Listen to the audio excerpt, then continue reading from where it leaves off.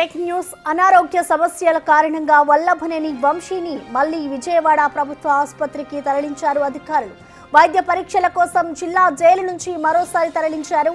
ఇప్పటికే సత్యవర్ధన్ కిడ్నాప్ కేసులో అరెస్ట్ అయిన వంశీ విజయవాడ జిల్లా జైల్లో రిమాండ్ ఖైదీగా ఉన్నారు.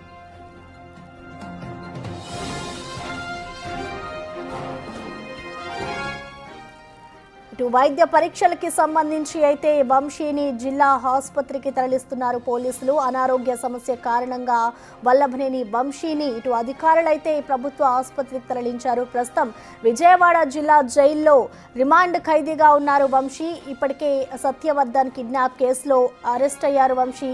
అయితే ఇవాళ విజయవాడ జిల్లా జైల్లో ఆయన రిమాండ్ ఖైదీగా ఉన్నారు. ఇవాళ అతన్ని విజయవాడ ప్రభుత్వ ఆసుపత్రికి మరొకసారి ఆయనని హాస్పిటల్కి తరలించారు. ఇటు అనారోగ్యాల కారణంగానే అధికారులు ఆసుపత్రికి తరలించినట్లుగా కూడా తెలుస్తోంది. ఇటు ఇప్పటికే చూసుకుంటే ఈయన సత్యవర్ధన్ కిడ్నాప్ కేసులో వంశీ అరెస్ట్ అయ్యారు. అరెస్ట్ అయిన అనంతరం కూడా జిల్లా జైల్లో రిమాండ్ ఖైదీగా ఉన్నారు.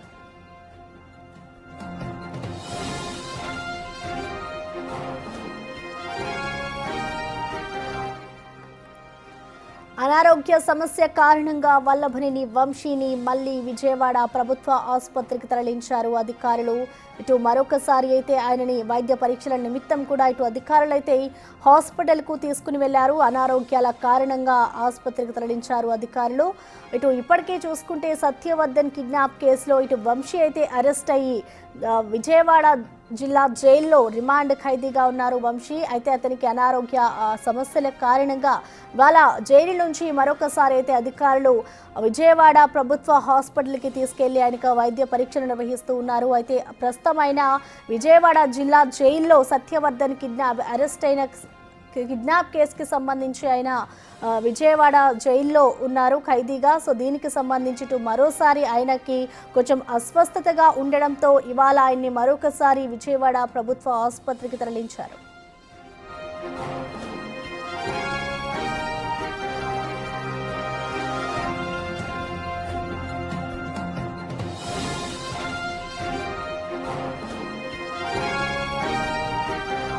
దీనిపై పూర్తి సమాచారాన్ని అందించేందుకు మా ప్రతినిధి శివ లైవ్ లో అందుబాటులో ఉన్నారు. శివ,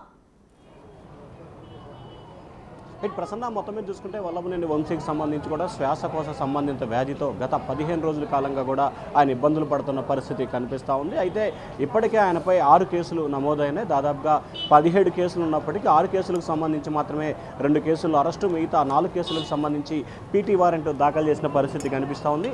ఏదైతే తెలుగుదేశం పార్టీ కార్యాలయం దాంట్లో ప్రధానమైన సాక్షి ఉన్నారో సత్యవర్ధన్కి సంబంధించిన కిడ్నాప్ రోజులకి పరిస్థితి తెలుగుదేశం పార్టీ కార్యాలయం దాడి ఘటనకు సంబంధించి కూడా వల్లభనేని వంశీ ప్రస్తుతం విజయవాడ సబ్ జైల్లో రిమాండ్ ఖైదీగా ఉన్న పరిస్థితి కనిపిస్తూ ఉంది. అయితే గత 15 రోజుల కాలంగా ఆయన శ్వాసకోశ వ్యాధితో అంటే దాదాపుగా ఊపిరి పీల్చుకోవడానికి అలాగే గాలి పీల్చుకోవడానికి కొంత ఇబ్బంది పడుతున్నారు. వాతావరణ మార్పులు ముఖ్యంగా భారీ స్థాయిలో ఉష్ణోగ్రతలు నమోదవటం, అలాగే పూర్తి స్థాయిలో ఆయన బాడీ డీహైడ్రేషన్ అవ్వటం, జైల్లో కొంత సౌకర్యాలు లేనిపోవటం. ఎందుకంటే దాదాపుగా ఆయన కొన్ని దశాబ్దాల కాలంగా కూడా వీఐపీకి సంబంధించిన వ్యక్తిగా ఉన్నాడు. ఒక్కసారిగా జైలుకి వెళ్ళటం, అక్కడ వాతావరణం పూర్తి స్థాయిలో సెట్ అవ్వకపోవటం, ఇప్పటికే ఆయన పలు రకాలుగా వెన్నుపూస నొప్పి, కాళ్ళ నొప్పులు, మోకాళ్ళ నొప్పులతో పాటు శ్వాసకోశ సంబంధితులు, షుగరు, బీపీకి సంబంధించి కూడా ఆయన కొన్ని వ్యాధులు ఉన్న నేపథ్యంలో కూడా కొంత ఇబ్బందికర పరిస్థితి ఏర్పడుతుంది. ఇదే అంశాన్ని 15 రోజుల క్రితం న్యాయమూర్తి దృష్టికి కూడా తీసుకొచ్చారు. ఆయన రిపోర్ట్లని పూర్తి స్థాయిలో వైద్య పరీక్షలు నిర్వహించి మెమో దాఖలు చేయాలని చెప్పి న్యాయమూర్తి ఆదేశాలు జారీ చేశారు. 2 రోజుల క్రితం తనకు ఏమాత్రం కూడా ఆరోగ్యం సహకరించట్లేదు, చాలా ఇబ్బందిగా ఉంది, తనకి బెయిల్ మంజూరు చేయాలని చెప్పి న్యాయమూర్తిని కోరిన నేపథ్యంలో వెంటనే కూడా సత్యవర్ధన్ కిడ్నాప్ వ్యవహారానికి సంబంధించి బెయిల్ వచ్చింది. ఆ తర్వాత ఆయన ఆరోగ్య పరిస్థితి కొంత ఇబ్బందికరంగా ఉందని చెప్పి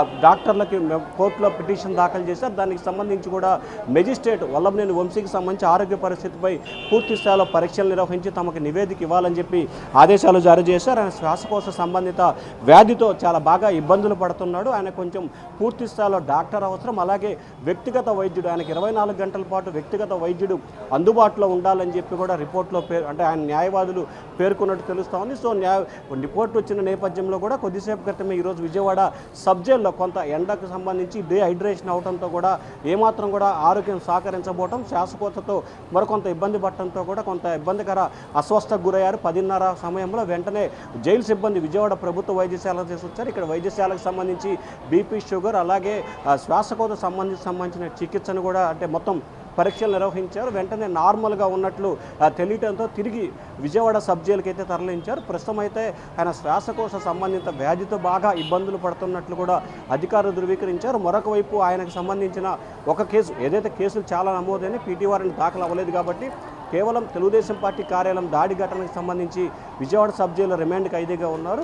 రేపు మెడికల్ గ్రౌండ్ కింద దాన్ని అత్యవసరంగా విచారణ చేపట్టాలని చెప్పి నిన్న పిటిషన్ దాఖలు చేసిన నేపథ్యంలో ఎల్లుండి విచారిస్తానని చెప్పి నిన్న న్యాయమూర్తి చెప్పారు. రేపు ఈ కేసుకు సంబంధించి విచారణ అంటే బెయిల్కి సంబంధించి విచారణ జరిగి తీర్పు వెలువడే అవకాశం అయితే కనిపిస్తూ ఉంది. మరొక వైపు ఆయన కుటుంబ సభ్యులు, సన్నిహితులు అయితే మాత్రం ఆందోళన వ్యక్తం చేస్తున్నారు. ఇటు ప్రభుత్వ వైద్యులకు సంబంధించి కానీ లేకపోతే ప్రభుత్వానికి జైలు అధికారులకు సంబంధించి శ్వాసకోశతో కొంత ఇబ్బంది పడుతున్నాడు కానీ పెద్దగా ప్రమాదం ఏమీ లేదని చెప్పి కూడా వైద్యులు అయితే ఆ నివేదికలో పేర్కొన్నట్టు తెలుస్తూ ఉంది. ప్రసన్న.